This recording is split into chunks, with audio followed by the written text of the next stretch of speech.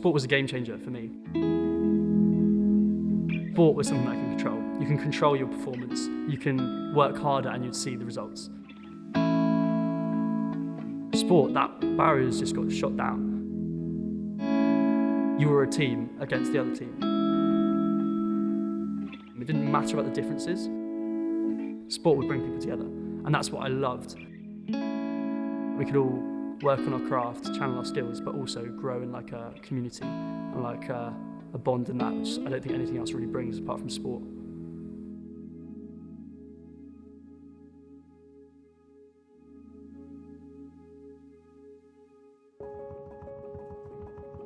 Hi, I'm Johnny Powell. I was born in Guildford, went to Portsmouth Uni and then moved over, graduated in July and moved over to Cardiff.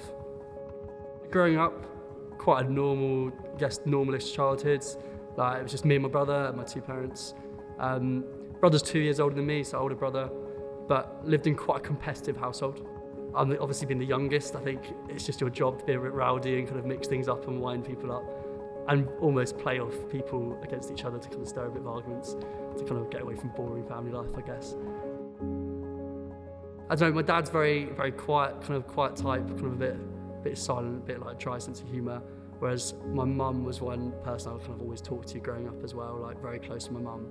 My brother's a different story. My brother is the total opposite personality to me. I was the sporty one, he was the academic one. I was the loud one, he was the quieter one. Like, I was the kind of one that when we argued, I'd take it out physically, whereas he would kind of use words more and kind of try and trip me up that way. And there was always competitiveness between us, where we wanted to kind of outdo each other, mainly me wanting to outdo him, I think. Without him knowing, he really rubbed me the wrong way like, a lot of times, and I wouldn't say we got on at all like, until probably the last few years.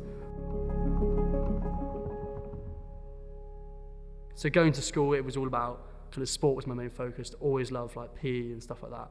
But the academic side, I guess, didn't come naturally to me, or I don't know. It's different. From a young age, I probably didn't like academic subjects or maths and stuff like that, and didn't really enjoy school ever.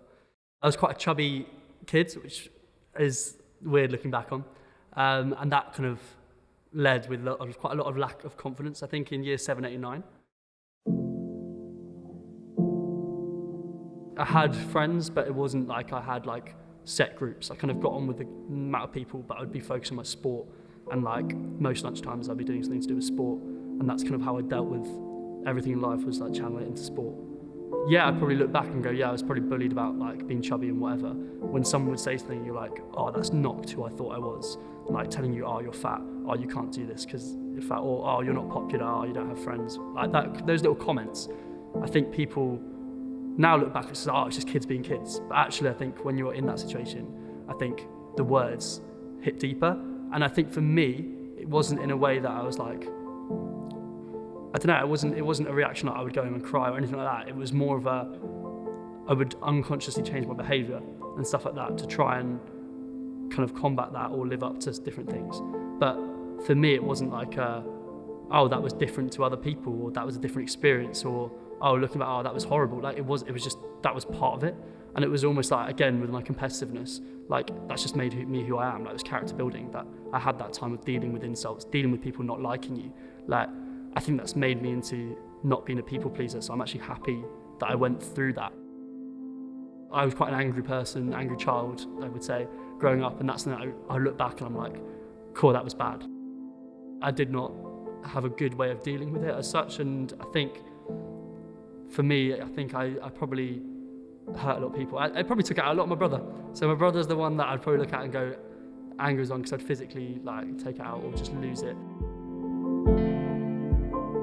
Throwing myself into sport was a way of combating that. I could channel my anger through sport, I could channel all the things, and kind of, it was a safe space to go and kind of forget about that stuff. I think that was a signal for me, because I think I would internalise and bottle up everything. Now you would call it toxic masculinity, but before then they didn't have a name for it. It was literally like, I have to be okay. Weakness is like, you can't show weakness. So I just bottled it up and internalised it all. So I never actually spoke to anyone about it. So there was no like time where I would say, oh, I want to be someone else. That was me. But there was times where I just internalised it and forgot about it almost. So I headed to uni and obviously looking to get involved in sport, but didn't really feel like university sport was for me, and kind of was trying out different sports in first year. But then start of my second year, I heard about a thing called Bridge the Gap.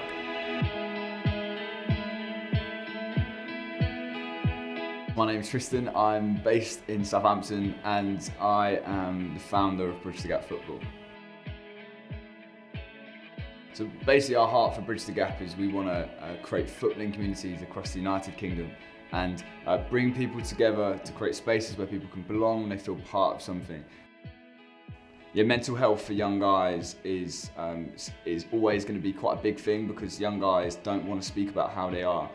Suicide rates are skyrocketing through the roof, and for me what we want to do is create spaces where people can we can actually ask how are you, but not just I'm fine. We actually want to get past that I'm fine.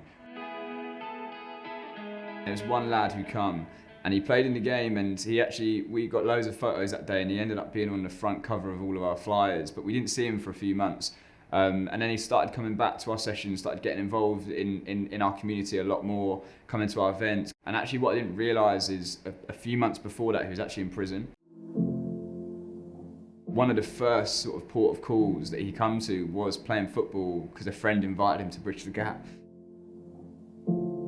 And I just think now seeing him coming every week, being part of our community, but he now has started his own business, he's got his own office, and so just what a story to see someone who was probably at the lowest point of his life to come and the first time engage with one of our, a simple football session, that's all it was. They have something that they look forward to, they have people that they can trust, but actually an environment that they love and they want to be at.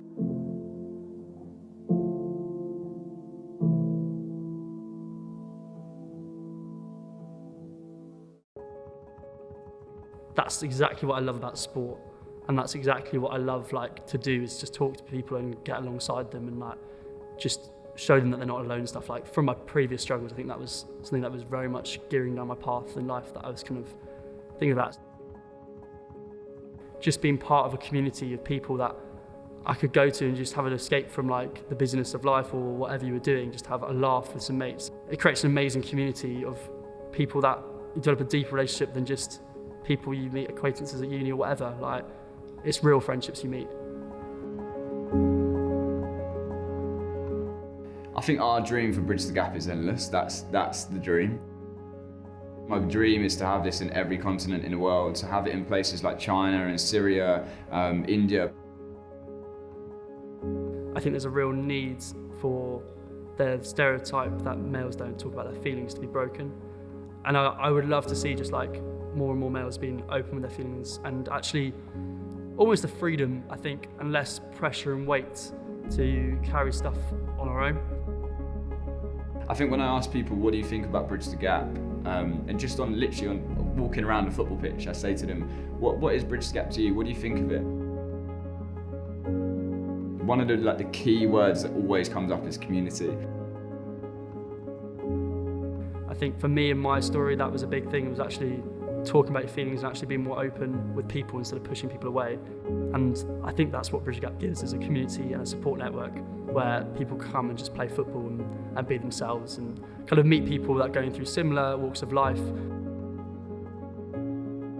Feel like they have a place where they can come and almost escape their other things in life and actually just feel free to share with the people and play football and have a laugh.